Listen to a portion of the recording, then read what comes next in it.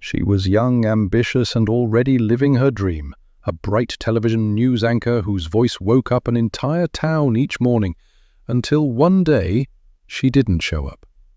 Her red Mazda was still in the parking lot, her high heels were scattered nearby, the key was bent in the door, and Jodi Huisentruit was gone. No note, no struggle inside, but outside, something chilling, as if she vanished in mid-air. What happened in those final minutes before sunrise? And why, nearly 3 decades later, do we still have no answers? Jodi Huisentruit was the kind of woman people remembered, not just because she was on TV every morning, but because she was vibrant, determined, grateful. Just 27 years old, she had landed her dream job as a news anchor at Kim T TV in Mason City, Iowa, a small town where crime was rare and trust ran deep. Born on June 5, 1968 in Long Prairie, Minnesota, Jodi was the youngest of 3 sisters. Her mother, Imogen, raised them with a strong moral compass and a drive to work hard and dream big, and Jodi did just that. She excelled in speech, sports, and journalism. In college, she was known for her kindness, her energy, and her unshakable ambition. Everyone said she was going places. But no one ever imagined she'd vanish without a trace before she even got the chance. In Mason City, Jodi quickly became a familiar face. By 6 a.m. every weekday, she was live on air with cheerful updates, even in the dead of Iowa winter. But behind the brightness of her on-screen persona, there were signs, subtle and quiet, that something wasn't quite right. She had confided in close friends that she felt uneasy, that someone may have been following her, that she sometimes looked over her shoulder leaving work. In the weeks before she disappeared, she told at least one person, "If anything ever happens to me, find that man." Those words would haunt Mason City forever. Mason City was a quiet Midwestern town of just 30,000 people, the kind of place where people left their doors unlocked, waved to each other at stop signs, and trusted the local news because it was delivered by someone like Jodi. The Kim TV station sat just a few miles from her apartment complex, the Key Apartments, a modest building near a golf course and a quiet neighborhood. It was the kind of setting where you'd never expect a major crime.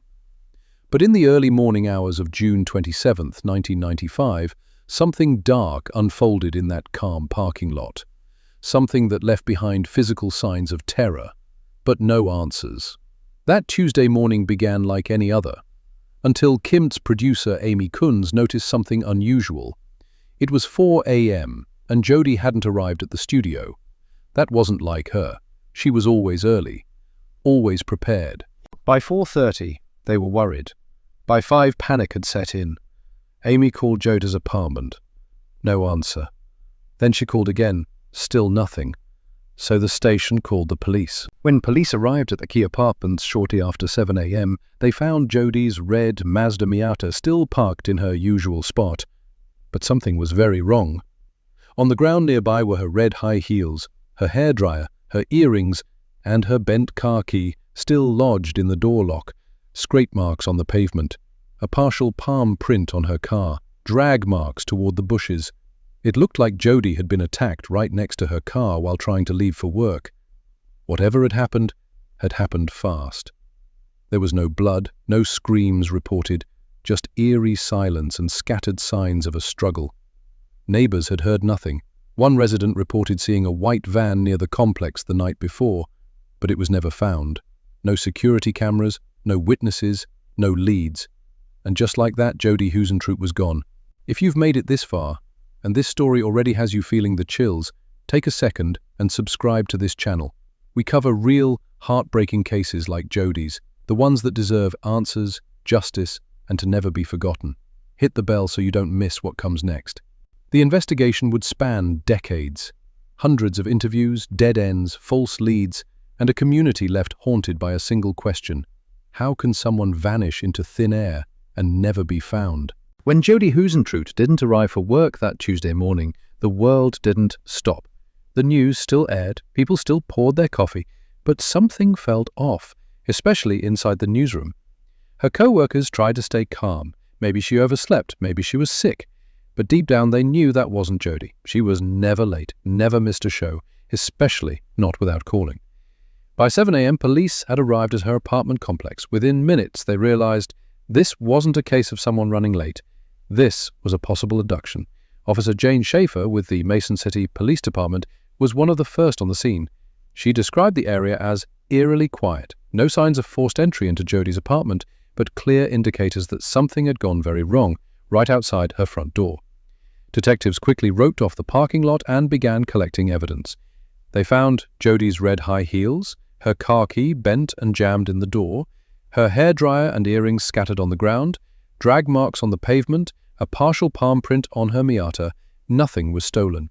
Her purse, ID, and other personal items were still inside. This wasn't a robbery, this was targeted. As officers surveyed the area, they knew time was everything. The first 48 hours are often critical in missing person cases, but there was no sign of where she went or who took her.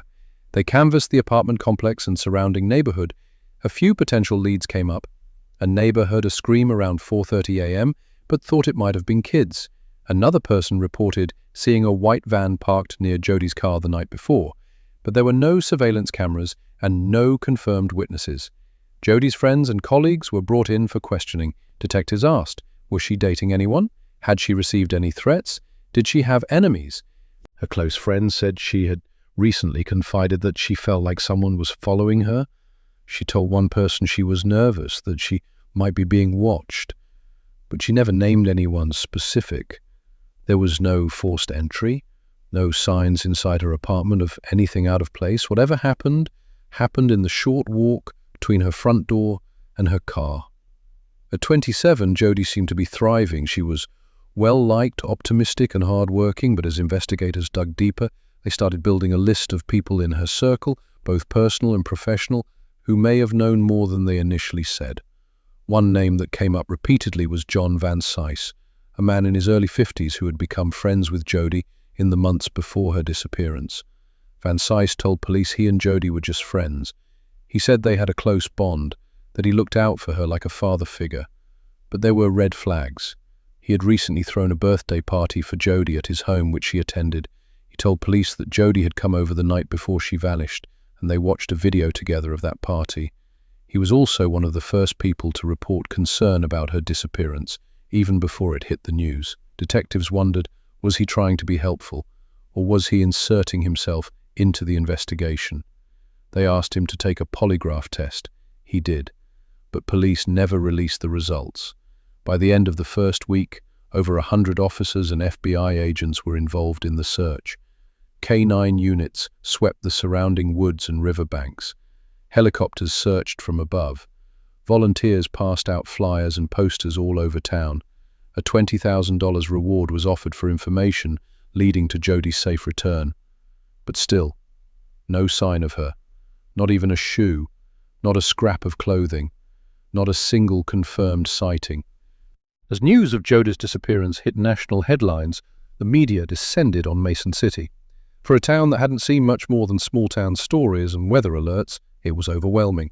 Her face was everywhere, in every paper, on every screen, on highway billboards. Missing, Jodi Huisentruit, last seen June 27, 1995. Local and national networks covered the case for days, but with no answers, interest began to fade. Jodi's family, especially her sister Joanne, refused to let her name be forgotten. They spoke at press conferences. They begged the public to come forward. They organized prayer vigils. And all the while, John Vansice remained nearby, cooperating, but watched closely by police and the public alike. The partial palm print on Jodi's car didn't match anyone in the system. DNA testing in 1995 was still in its early stages. No cameras, no cell phone pings, no GPS tracking. There were only shadows, only theories. The white van that had been reported, gone, never found, and Jodi, the young anchor whose job it was to report the news, had now become the headline no one wanted to write. When someone vanishes without a trace, it leaves behind more than just unanswered questions. It creates a wound in the family, in the town, and in the collective trust that bad things don't happen here. But in Mason City, they did. When someone disappears without warning, the world doesn't stop. But the people closest to the missing, they don't sleep, they don't eat. And for investigators, the question becomes painfully simple. Who had the motive? Who had the chance? And who is staying a little too close? From nearly the beginning, investigators' eyes returned again and again to one man, John Vansice. He was 22 years older than Jodi, a divorced father who had lived in Mason City for years. The two had grown close, but not romantically according to both of them. He told police they were just friends, but there were things that didn't sit right. Vansice told investigators that he'd seen Jodi the night before her disappearance, that they'd watched a videotape of a surprise birthday party he'd thrown for her earlier that month. He said she left his house around 8 p.m, and that was the last time he saw her. But that birthday party, it raised questions. Jodi had turned 27. Vansice was 49, yet he had made a home video tribute, invited dozens of people and showered her with attention that some called obsessive. Some of Jodi's friends would later say she felt weirded out by how attached Vansice seemed. Vansice cooperated with police. He agreed to polygraph testing, interviews, and even media appearances. But he was also known to frequent the police station, checking on the case often. Some say too often. It was like he couldn't stay away. And while he denied any involvement, insisted he loved Jodi like a daughter, those closest to her noticed red flags. He inserted himself early in the investigation. He reportedly cried when he found out she was missing, but then casually mentioned she'd never come back. When asked if he'd hurt Jodi, he reportedly said, "I could never have done this to her." But detectives noted he wasn't directly asked if he did. And while nothing legally tied him to the crime, he had no alibi for the early hours of June 27, no proof of where he was between 4 and 6 a.m. when police believed Jodi was taken, but no arrest was made. There were whispers, the public speculated. The media suggested he was odd, clingy, even obsessed. But suspicion doesn't equal guilt. Without physical evidence, DNA, video, or a credible witness, investigators were stuck. Vansice had not been charged, and he maintained his innocence then, and still does today. The FBI, state investigators, and Mason City PD kept him on the radar, but they also chased other possibilities, and there were plenty. As Jodi's disappearance gained national attention, tips flooded in from across the country. Dozens, even hundreds of potential sightings. Strange phone calls and false confessions poured in. Some of them stood out. A woman in Kansas said she saw a girl matching Jodi's description at a truck stop, disoriented and bruised. A former convict claimed he'd helped dispose of her body, then recanted days later. Several psychics contacted the family, claiming to know where she was buried. None were right. Each lead was followed. Each one came up empty. Detective Frank Stearns of the Mason City Police Department said it best. Every time we think we're close, it slips away. In 1995, forensic science was limited. There were no smartphones, no Ring doorbells, no GPS history. The partial palm print found on Jodi's car couldn't be matched to anyone. The drag marks in the parking lot offered no usable DNA. The items scattered near her vehicle, her hairdryer, her heels, her keys, all held no viable trace evidence.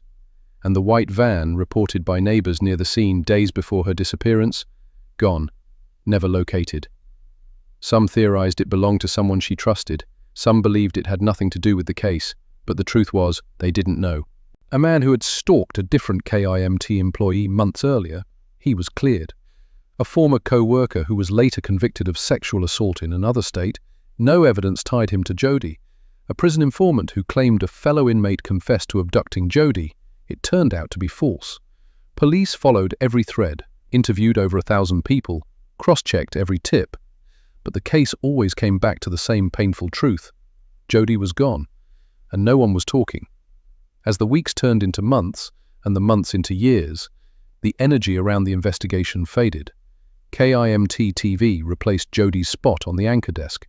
The flyers started to weather. The hotline calls slowed down. But her family never gave up. They formed FindJodi.com, a non-profit dedicated to keeping her case alive. They organized billboards, podcast interviews, media pushes, all in hopes that someone, somewhere, would finally break their silence. And through it all, John Vansice never left Mason City. He still denies involvement.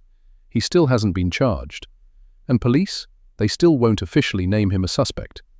But everyone watching still wonders. In cases like this, guilt isn't always proven in court. Sometimes it lives in silence, in proximity, in stories that don't quite add up, and in the eyes of a community that never really let go. Sometimes justice comes late, and sometimes it waits in the quiet, buried beneath years of silence. For Jodi Huisentruit's family and a nation of supporters, 2020 would bring not closure, but something nearly as rare: movement. By 2020, Jodi Huisentruit's case had gone cold for 25 years, but behind the scenes it had never truly been forgotten. The FindJodi.com team, made up of former journalists, investigators and supporters, continued digging. The Mason City Police Department quietly assigned new personnel, and in 2015, the FBI officially rejoined the investigation, bringing new tech, national databases and federal resources to the fight. Jodi had been missing longer than she had been alive, but the scars left behind on her family, friends and viewers who watched her vanish in real time still burned. So, investigators tried something bold. In June 2020, right near the parking lot where Jodi disappeared, a giant black and white billboard went up. "Don't sit in silence. Someone knows something. FindJodi.com, Mason City Police tip line." It was placed just 100 yards from her old apartment. The intention? Stir the memory, shake loose a confession, or maybe make someone watching, someone guilty, feel uncomfortable again. The response was overwhelming. Thousands visited the site. Tips rolled in. Again. Some were repeats, some were noise, but one detail stood out.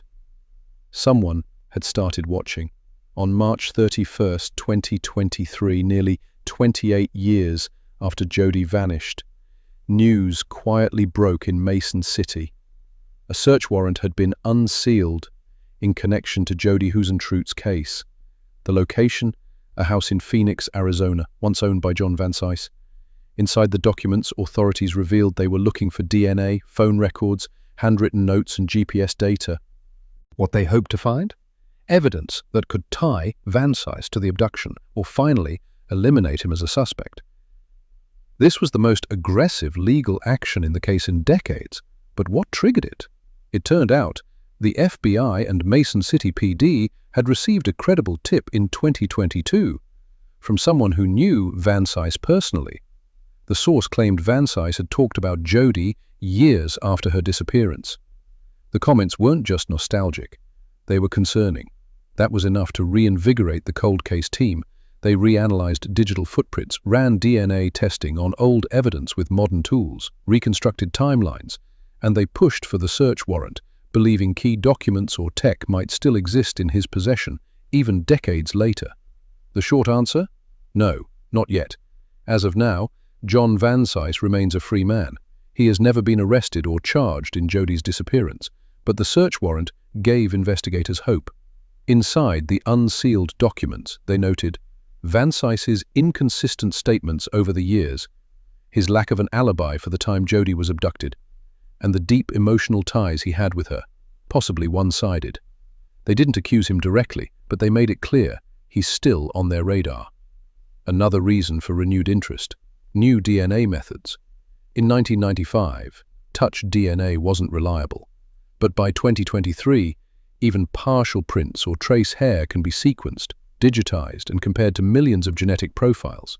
The FBI confirmed that they reran analysis on items from Jodi's scene, including her car handle, the palm print on the trunk, the scattered belongings found at the abduction site.